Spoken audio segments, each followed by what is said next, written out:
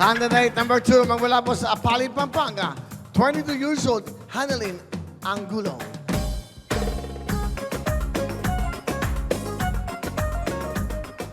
Hi, Hanalin. Bumati ka Thank you. muna, Hi, Iha. Will. Hi. Bati ka muna. To all the Apaliteños, Maya Panapon po, and to all my supporters, my family, friends, thank you for all the love and support. Wow, siya ho isang scholar, ha? Tourism student. Anong school mo? SDI, STI. Saan Yes. branch?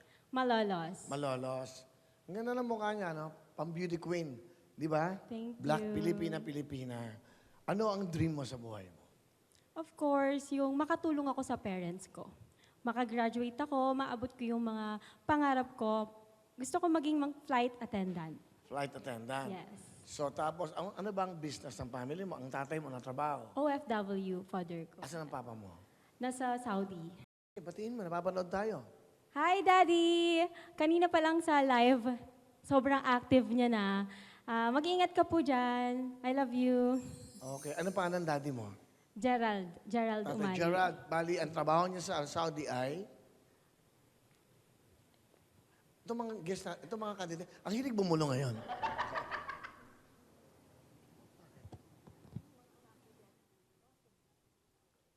Okay. Hindi daw niya alam. Di ba sinabi mo, hindi ko sure kung anong trabaho niya. Kasi nga naman, pagpunta ron, siyempre, di ba, iba yung sinasabi, baka ano. So, yung paano nagkakabit doon ng mga satellite. Tama? Yung signal, mga ganon. Alright, so, ikaw ba yung may boyfriend? Meron, Will. Okay, matagal na ba kayo? 4 years. Nanonood? Yes. Okay, kamustahin mo? Hi, love. Ano yun? Wala, okay lang yan. Okay. Hindi kasama ko naman siya eh. Kasama mo? Kanina, yes. Asan siya? Nandun sa baba. Sa baba? Yes. Yan ang dapat. Supportive na boyfriend. Galing, ha? Sige, eto. May isang magandang trabaho na may offer sa'yo. Ang kaso, kailangan mo tumigil sa pag-aaral. Pero ito yung opportunity mo.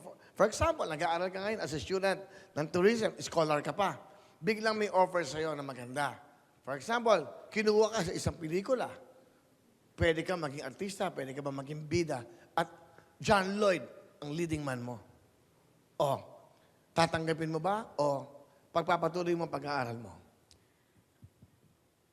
Pinahahalagahan ko kasi yung edukasyon, Will eh. Ang gusto ko, pipiliin ko pa rin mag-aral. Kasi kapag may edukasyon tayo, ito yung panghahawakan natin habang buhay, hindi na siya pwedeng maulit. Yung mga ganong oportunidad, nauulit siya eh. Pwede ka pang ma-offeran ulit. Pero yung mag-aral ka, makatapos ka, magkaroon ka ng edukasyon sa sarili mo, hindi na siya na babalik. Ikaw ang bida rito. Bibigyan ka namin ng break. May kotse ka, may condominium ka. Lahat. Gagawin ka namin superstar. Nagdadalawang isip na siya. Hindi, pag-aaral pa din, Will. Kasi kapag may edukasyon ako ang bida ng buhay ko. Kaya kong piliin yung mga gusto kong career, yung gusto kong tahakin. Kapag may edukasyon ako yung bida ng buhay ko. Kahit anong offer nyo, kung may knowledge ako, kaya kong mabuhay, kaya kong maging successful nang may edukasyon ako. Galing sumagot. Yan po. From Apali, Pampanga, 22 years old. Galing, ha? Very well said. Hanalin Angulo. Thank you, Thank you, Will. Hanalin, and good luck. Galing, ha?